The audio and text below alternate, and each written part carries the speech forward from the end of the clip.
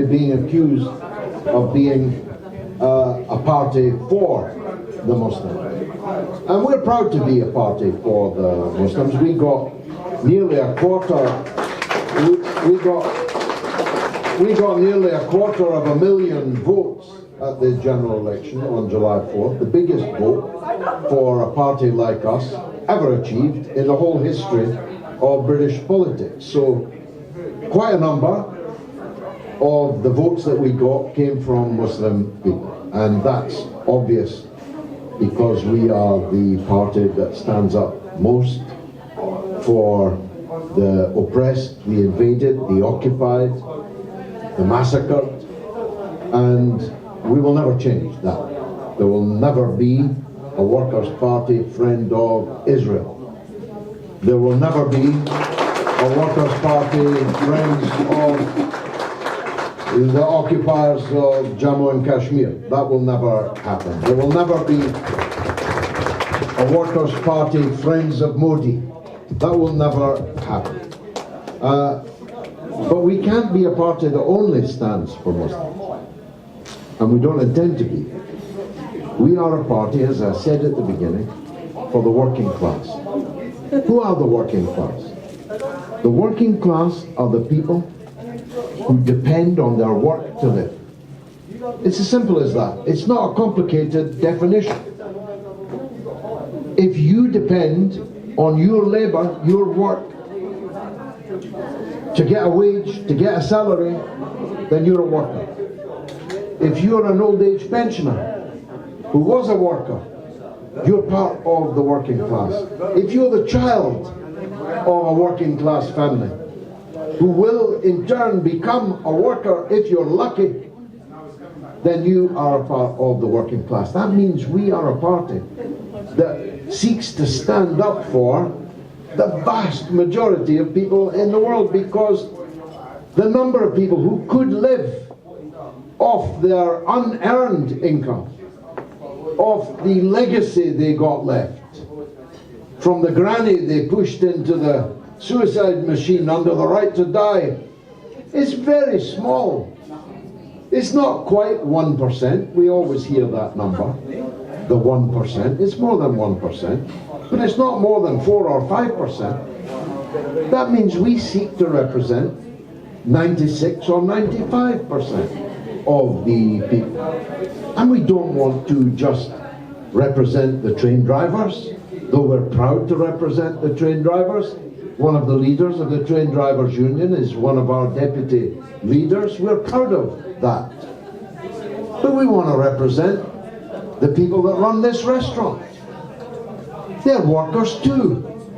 If this didn't work as hard and as well as it did, they'd also be out of work. We're actually the hard workers party. We believe in working hard, that everybody needs to work. Everybody who can work should work. And as I said, ma'am, in relation to the trans question earlier, we actually don't care what colour you are, how you pray, where you came from. We don't care about these things. We want to unite all the people who depend on their wages and their salary, because that's the one identity. You think about it. That's the one identity we all have in common. You have it, ma'am. The gentleman who asked the question from the front about housing, he has it. He's a different colour from you. I infer he's a different faith from you. There are people here of all colours and all creeds. What's the one thing that unites us? Is that we all depend on our work to live. But we don't have a government that represents us. There is no government that we have had since 1979 that has even pretended to represent us as working class people. We are utterly opposed to all discrimination, all racism, all phobias and isms. And Islamophobia is a real thing. Muslims in Britain are talked about as if they were dogs. Why? These are people who believe in God. I believe in God. Why shouldn't we respect other people of other faiths and religions, sects, to us? What's it got to do with us, whether she is a Muslim? That's her business. What is our business is to make sure nobody is pulling that hijab off her head, because it's her right to wear a hijab. I've said before, I'm not a Sikh, but I'll die defending a Sikh's right to wear whatever he wants on his head, to grow his beard however he wants. That's the kind of Britain we stand for. A Britain of all kinds of people, united with one overarching identity. The identity of depending on your work to live, making you working class. We all have our own other identities, and that's fine. I'm an Irish Catholic. It's my right.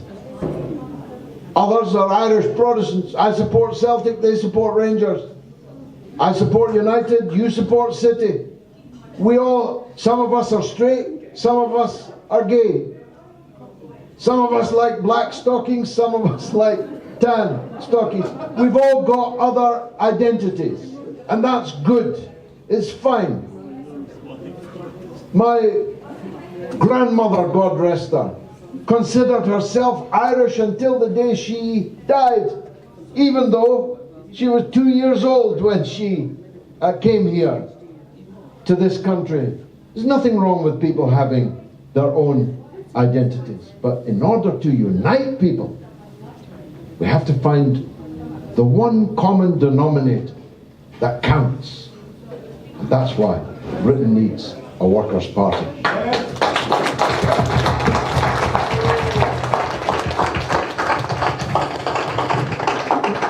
I just wanted to thank every single one of you that's come here. I hope you've been inspired by George. I hope you're inspired enough to leave this place when you do and reach out to the people in your community, because you are the eyes and ears that have heard George, and I need you to become the voices that leave this place and speak to other people and make them understand that we are the Workers' Party. We're here on your behalf. Thank you very much.